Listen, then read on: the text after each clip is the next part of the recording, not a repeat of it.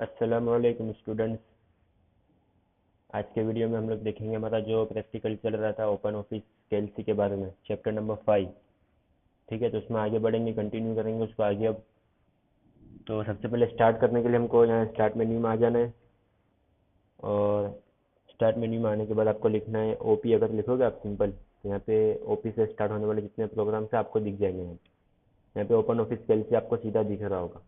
ठीक है, अब किसी सिस्टम में अगर आपको ये नहीं दिख रहा और ओपन ऑफिस 4.1.2 दिख रहा है तो उस पर आ जाना है आपको। और वहाँ आने के बाद आपको यहाँ पे अलग अलग ऑप्शन मिल जाएंगे कि आपको टेक्स्ट डॉक्यूमेंट बनाना है, ड्राइंग करनी है, कुछ डेटाबेस बनाना है, स्प्रेडशीट। तो हम जो कैलसी कर रहे हैं उसको बोलते हैं हम लोग स्प्रेडशीट फाइल। तो कैलसी की जो फाइल बनती है ना हमारी, या माइक्रोसॉफ्ट ऑफिस एक्सेल के हो या ओपन ऑफिस कैलसी का हो, तो उसमें जो फाइल बनती है उसको बोलते हैं हम लोग स्प्रेडशीट।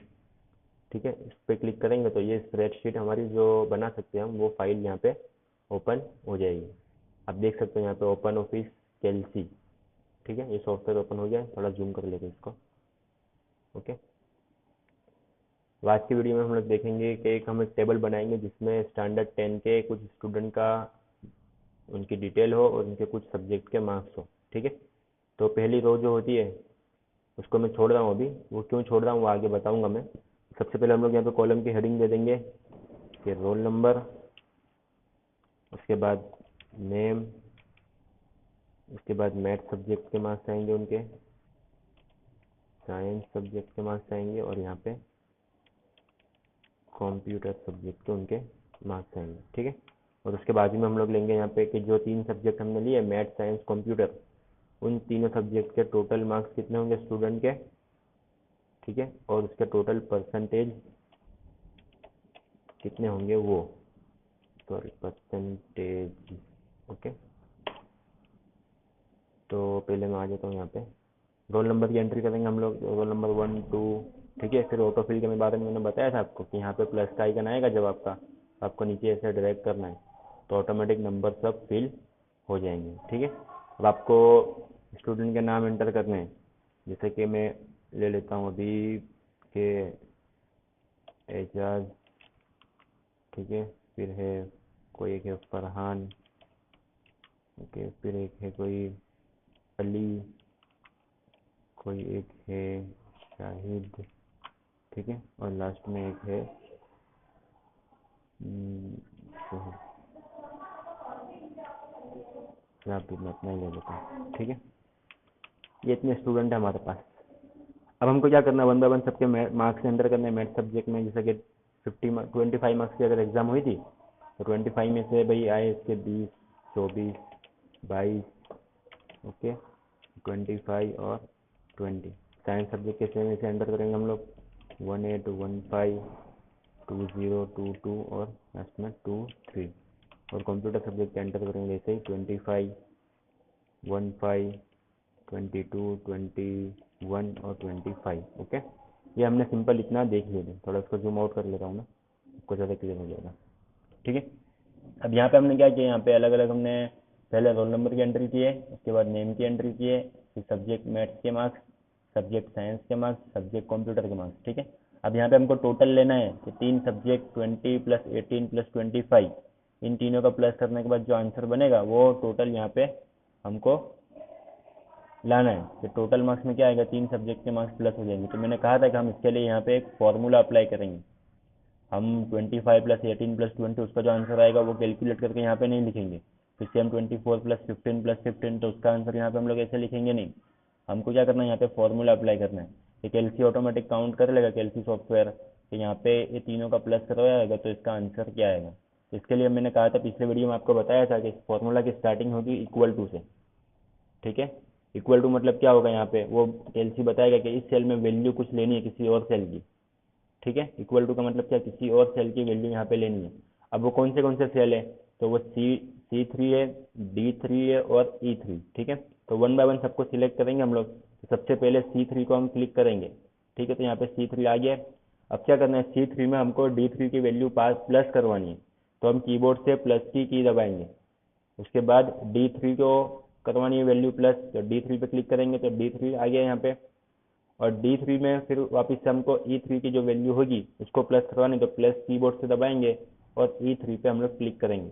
ठीक है, क्या करवाया हमने, इक्वल टू से स्टार्टिंग की है, उसके बाद जो लाइन में हम लोग लिखेंगे ना फॉर्मूला, उसी लाइन के तीनों सब्जेक्ट के मार्क्स, कि वो 3 सेल कौन से जहाँ पे सब्जेक्ट के मार्क्स लिखे हुए थे, C3, D3 और E3। ओके, इतना हो गया। इसके बाद हमको एंटर मारना है सिंपल यहाँ पे, तो ऑटोमेटिक यहाँ पे वैल्यू आ जाएगी, कैलकुलेट हो गया 63। ठीक है, अब यहाँ पे अगर मैं चेंजेस करूँगा, जैसे 18 के मैंने किया 22, मतलब 4 मार्क्स मैंने प्लस किए, तो टोटल में 63 के 67 होने चाहिए यहाँ पे। ठीक है, और जब एंटर मारूंगा मैं, तो देख सकते हो अब हमने फॉर्मूला अप्लाई किया। इसका मतलब क्या होगा, हम यहाँ पे जो वैल्यू में चेंजेस करेंगे, प्लस या माइनस कुछ भी करेंगे, तो उसका इफेक्ट टोटल पे पड़ेगा। ठीक है, ये जो कि पढ़ना ही चाहिए।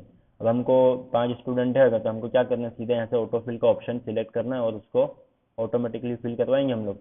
तो ऑटोमेटिकली यहाँ पे क्या होगा, ये तीनों के सबके जो जो मार्क्स है वो सब यहाँ पे प्लस होकर आ जाएंगे।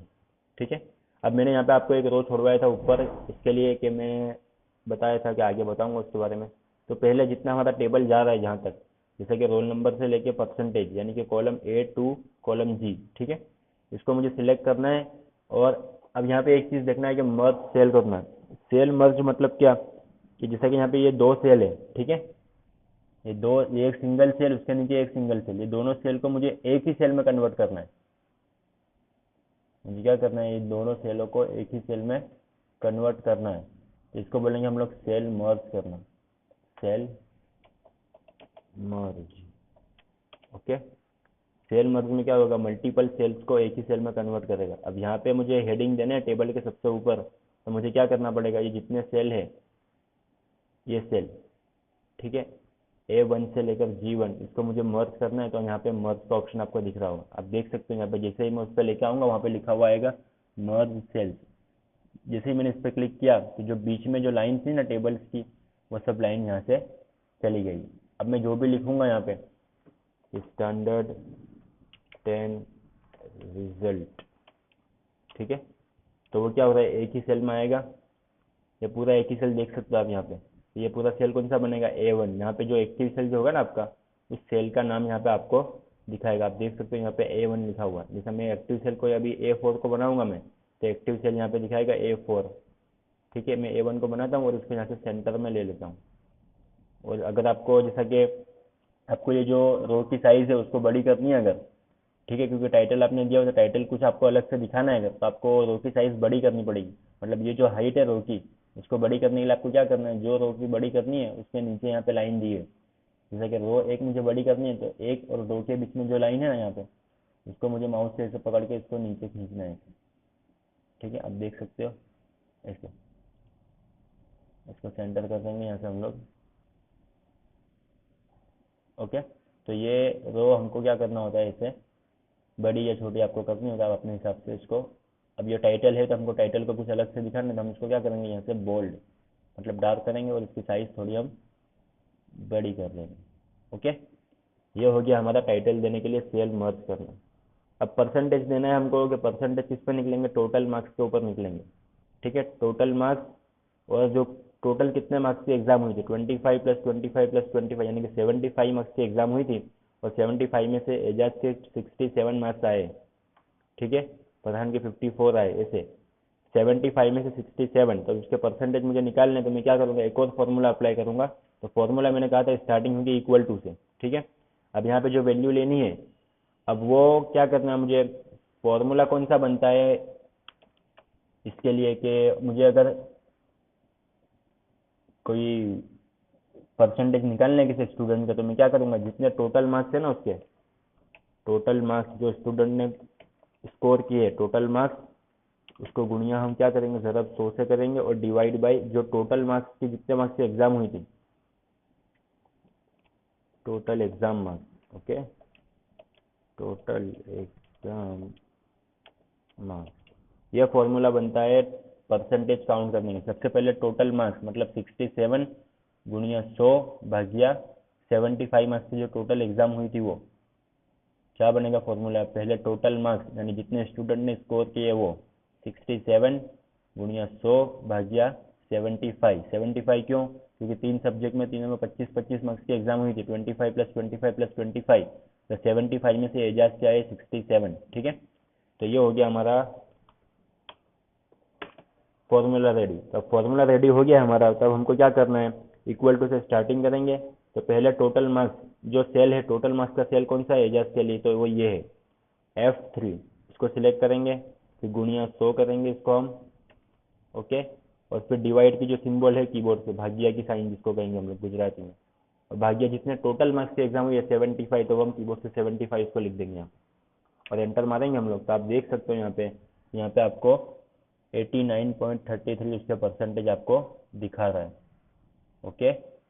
फॉर्मूला वापस से देखेंगे एक बार कि पहले क्या किया, इक्वल टू से स्टार्टिंग करनी है, उसके बाद जो टोटल मार्क्स जो स्कोर किया स्टूडेंट ने उस सेल को सिलेक्ट करना है। हमने पहले टोटल निकाल लिए थे, तो 3 मार्क्स के 3 सब्जेक्ट थे, उसके टोटल मार्क्स कितने हुए थे, तो F2 में हमने उसको, F3 में उसको हमने सेव किए थे।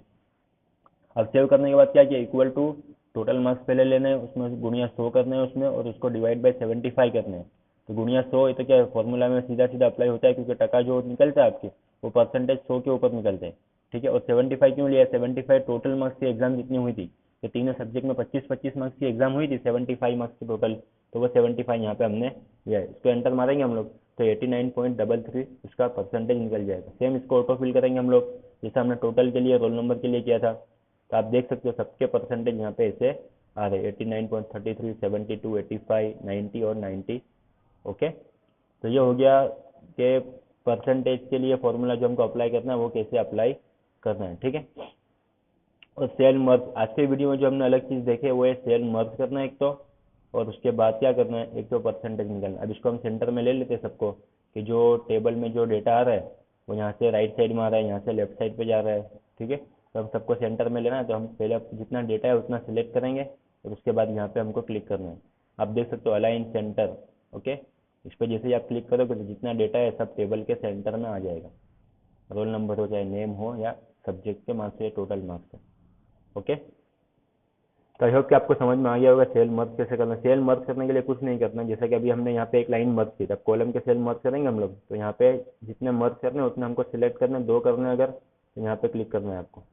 आप देख सकते हो यहाँ पे क्या हो गया, 2 सेल एक में कन्वर्ट हो गए। तो जिसका एड्रेस क्या बना है, D9, एक्टिव सेल जो होगा उसका एड्रेस आपको यहाँ पे दिखाएगा D9, ठीक है। यहाँ पे अगर एक्टिव सेल इसको करेंगे हम लोग तो इसका E9 दिखाएगा, ओके। अगर आपको मल्टीपल सेल ऐसे पूरा एक बॉक्स अगर आपको मर्ज करना है तो जितना करना है उतना आपको ऐसा मर्ज कर देना। आप जितना चाहो उतना सेल मर्ज कर सकते हो, ठीक है।